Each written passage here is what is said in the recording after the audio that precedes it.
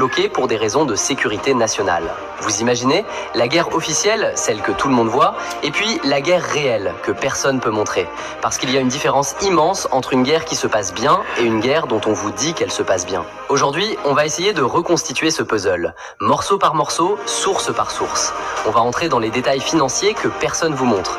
On va parler des cibles qui ont été touchées ou qui ont peut-être été touchées et de ce que l'armée israélienne a refusé de confirmer. On va vous expliquer comment elle fonctionne, cette censure militaire, et pourquoi elle crée exactement le contraire de ce qu'elle est censée protéger. Et on va vous montrer à quel point cette guerre, au-delà des missiles et des explosions, ça a aussi été une guerre de l'information.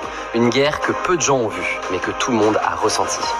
Bon, pour comprendre ce qui s'est passé, il faut revenir au 28 février 2026. Ce jour-là, les États-Unis et Israël lancent plusieurs vagues de frappes simultanées sur des dizaines de cibles à travers l'Iran.